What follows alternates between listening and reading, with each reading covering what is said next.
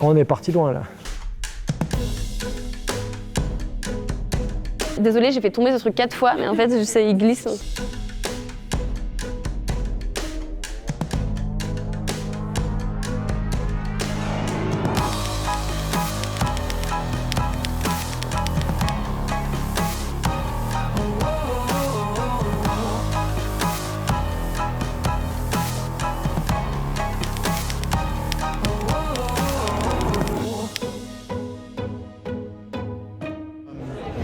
Je suis presque critique par rapport à notre monde, c'est-à-dire que je pense qu'on est en retard et qu'en plus il ne s'agit pas de réfléchir, il s'agit d'agir. On a, je pense, une période clé en ce moment. On a à la fois la prise de conscience sur le changement climatique, on a la prise de conscience de la fin d'une époque et ça se met en mouvement. Le seul sujet, ce n'est pas le changement, c'est le rythme du changement. Et nous sommes clairement là-dedans et on voit qu'on est toujours dans la partie du tourisme de montagne qui a toujours existé en fait. C'est qu'on ne peut pas opposer le ski et pas le ski. Moi je crois vraiment aux travaux qui sont menés par le GIEC. Et c'est quoi le GIEC? C'est la plus grande entreprise d'intelligence collective de l'histoire de l'humanité.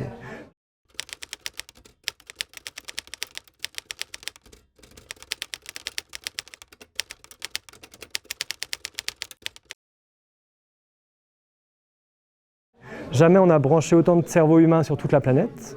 Jamais on a fait la synthèse de travaux scientifiques autant. Je veux dire, le nouveau rapport du GIEC, c'est plus que 10 000 références scientifiques du meilleur niveau qui sont synthétisées. Et jamais on a utilisé les meilleurs outils techniques, notamment des supercalculateurs, pour répondre à des questions scientifiques qui sont: est-ce que le climat change et pourquoi il change? Scientifiquement, le consensus, il est total. Mais il y en a encore quelques-uns à qui on continue à tendre le micro pour faire croire qu'il y a un débat. On maintient le doute dans plein de domaines parce qu'il permet de ne pas trop se poser de questions, de ne pas questionner les modèles et puis de faire du business. Qu'on le veuille ou non, les stations ne pourront pas continuer comme elles le font aujourd'hui. On n'aura juste plus assez d'eau, ce ne sera plus possible de le faire.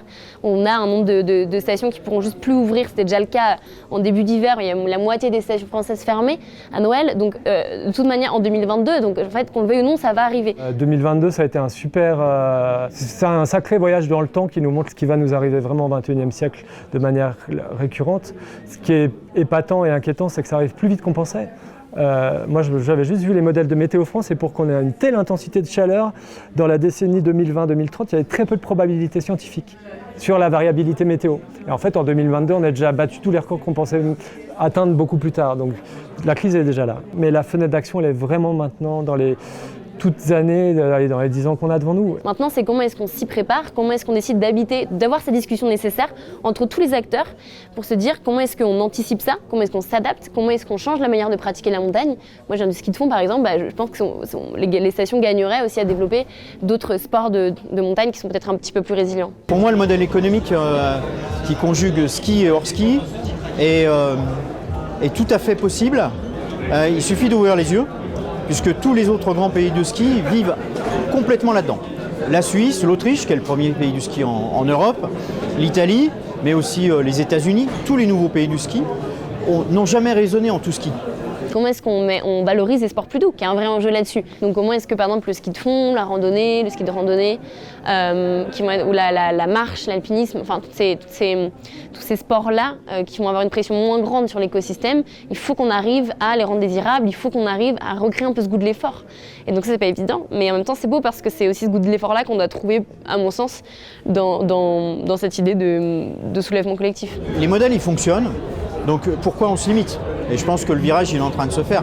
Mais là, il ne s'agit pas de réfléchir parce que le changement climatique, c'est une vraie réalité. On l'a vécu dans nos stations cette fin d'année. On sait très bien qu'on va pouvoir s'y adapter. On va pouvoir garantir une activité très longtemps avec nos installations, mais qu'on ne pourra pas le garantir tout le temps. Pour moi, il faut faire le deuil de la solution ou de la posture parce qu'il n'y en a pas une bonne. Précisément parce que si c'était le cas, j'espère qu'on aurait été des gens pour tout s'adoser. Mais malheureusement, il y a un peu comme l'écosystème qu'on est en train d'étudier. En fait, il faut repenser un écosystème d'action. Il faut juste qu'on soit dans un côté positif, de dire ne restons pas les deux pieds dans le même sabot. Et finalement, notre histoire, nos gènes, notre ADN, elle nous donne tout. Il suffit juste de sortir des clivages, des grandes idées, des silos Et là, on a vraiment quelque chose à progresser. Donc la première chose, c'est remettre la connaissance et la science au cœur des débats publics. Comment on donne les clés des solutions aux gens, aux citoyens, aux élus qui sont juste le miroir des citoyens, et comment on remet la science au cœur de ça. Ça, c'est peut-être la première chose qui est fondamentale. Juste l'exemple de la Convention citoyenne sur le climat.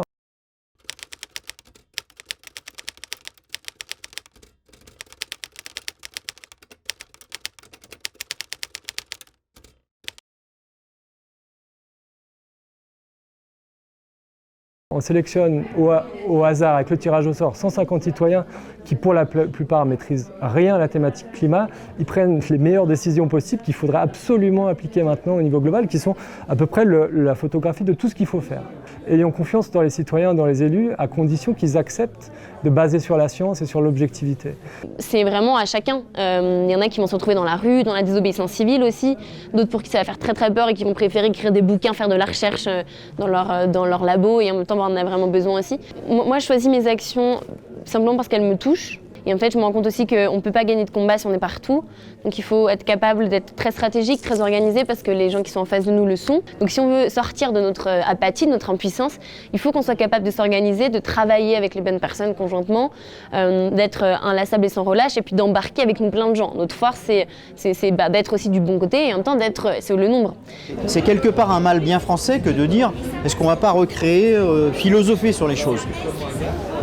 Partons du principe quand même qu'une station suisse ou autrichienne, on ne se pose même plus la question de savoir est-ce qu'il y a une saison d'hiver, une saison d'été, c'est ouvert tout le temps. À certains moments il y a du ski, à certains moments il y a plus de ski. C'est pas gênant. Il faut qu'on construise collectivement le monde de demain, et ça, outre la première chose qui serait une déprime, que ça va mal, les glaciers vont mal, ça donne surtout envie d'agir. En fait, ça donne envie de dire regardez, il reste un petit temps d'action possible avant d'aller vers des choses vraiment irréversibles et très graves. Et dans ce temps d'action, on n'a pas le choix que d'être à 200% tous, et dans la limite de nos capacités, et nous, glaciologues, scientifiques, d'aller encore plus dans la société, de partager ça. On voit que ce qui est un peu gênant dans notre modèle, c'est qu'on est chacun dans notre catégorie, et on gagnerait vraiment à chasser en meute. Mais on a vraiment tout pour bien faire, on a des stations d'exception, on a encore une résilience au changement climatique pendant très longtemps, on a des belles entreprises qui nous fournissent de la technologie, on a tout un tas de capacités. C'est juste d'avoir peut-être plus d'optimisme et plus de lucidité sur le changement.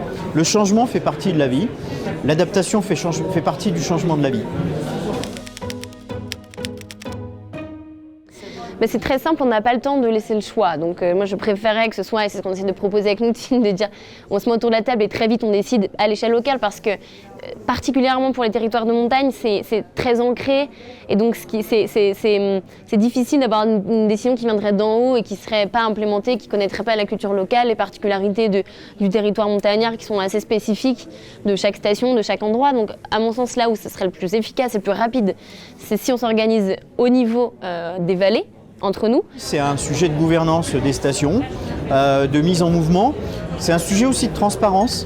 Sortons de certaines postures. Dans notre groupe, on a pris ce virage avec le net zéro carbone, avec une approche de la montagne extrêmement mesurée. Maintenant, il faut y aller.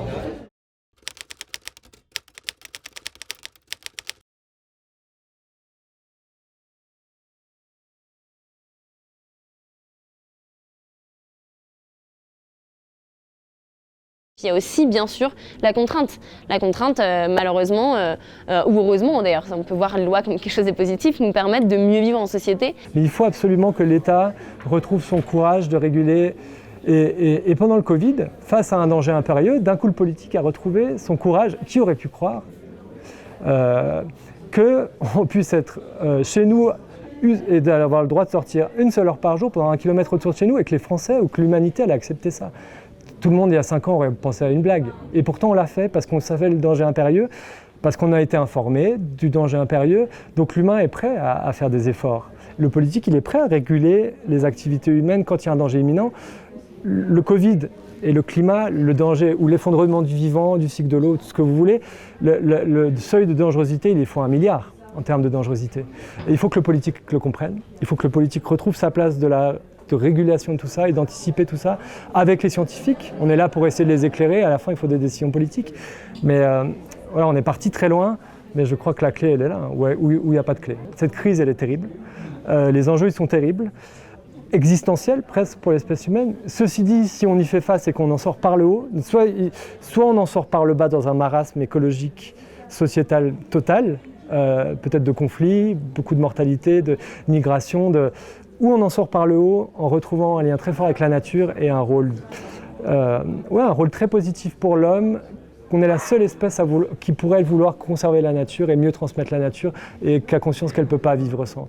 Retrouvons ça, et si on réussit ça, c'est un immense gain qualitatif pour nos vies à tous, pour nos quotidiens à tous et pour nos enfants. Donc c'est aussi une belle histoire à raconter et à construire. C'est pas que du négatif.